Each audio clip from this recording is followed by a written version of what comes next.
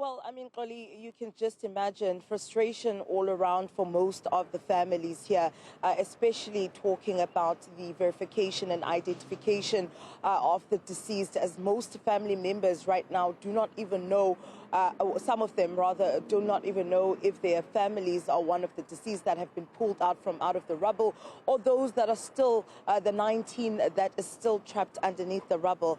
Now, earlier on, when we spoke to the families, we also spoke to the Zimbabwe community. Now, the Zimbabwe community, it's a committee of Zimbabwean nationals here in George as well as in Mossel Bay, where they come together as a community to assist each other or fellow Zimbabweans, and that's what they were trying to do in this case, or they're also trying to be the go-between or the middlemen between the Zimbabwean nationals as well as the company, but also trying to assist in terms of repatriation of bodies. Now, you know, Xoli, when you're talking about frustration and in not being able to identify some of the deceased, there's also another issue here at hand, Xoli, is that there are some who have been identified by their colleagues who they were working with here on the construction site, but no families have come forward to identify or claim their bodies. And now that's another issue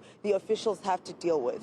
And now when we're talking about some of the families, I remember I was speaking to a sister who just came down from Durban and arrived today, and she still was not given any information. She says that she has not been given any information as to what's going to happen next. She is waiting to find out whether or not her brother is amongst those that have been pulled out of the rubble, or if he's still trapped underneath the rubble. So she's also saying that, I mean, this is causing an issue and a delay for her and her family on whether or not, you know, regarding preparations of moving the body back to Zimbabwe.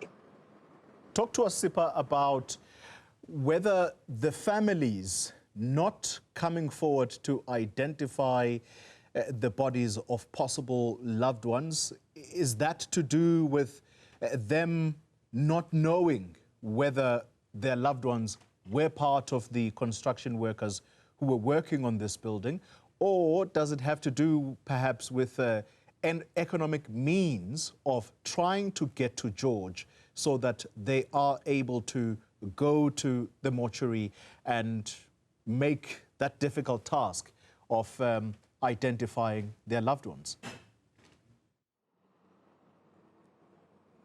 Well, the confirmed version that we have, Xoli, that we've confirmed from the other family members, as well as those that have been living with some of those that are deceased here in George, is that some of them actually, they do not even have family in South Africa.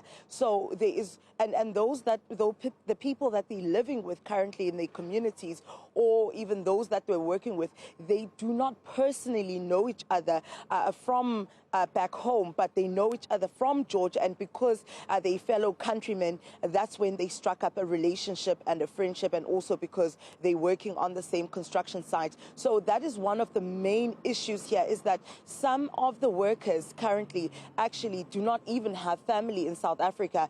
And we were actually talking to the pastor who has been assisting some of the families, Zimbabwean communities here, and he says that they've been circulating the names. They were given the names, 9 names of these individuals, because they said the surnames sound Zimbabwean, and therefore they've been circulating the names on a different WhatsApp group, so that in hopes that it will eventually get to someone or people that know their families, or if they have other families in South Africa other than here in George. Because the issue here is that some of them actually, they just came to George to look for work. They have no family, and some are actually, living with their partners, but their partners do not know their families and aren't able to locate their families. That is one of the confirmed versions that we have currently.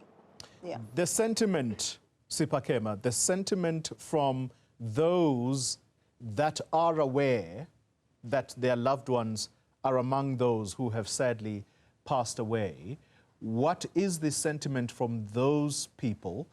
Is it that they want to bury their loved ones in South Africa, or is the decision that they want their bodies, the bodies of their loved ones, to be repatriated to their home countries?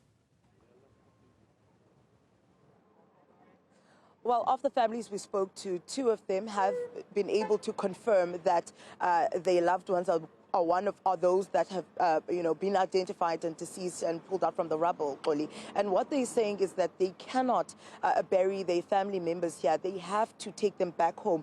This is where then the Zimbabwean community in Mossel Bay and George step in. I know that when we spoke to one of the pastors, they said that they have managed to raise some funds, such as 18,000 so far.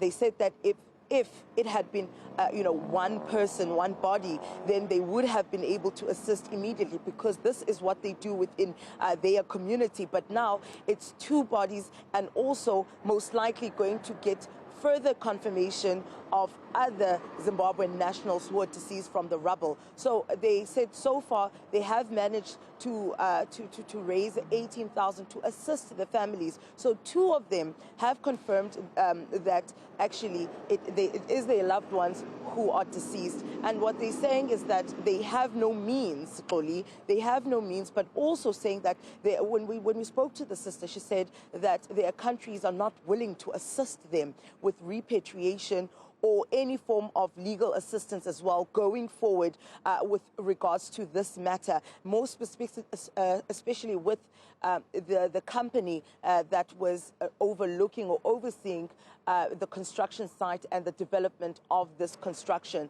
So those are the issues that they put forward to us. It's not being able to repatriate their loved ones because of finances, and also getting information from the company as to where to from here.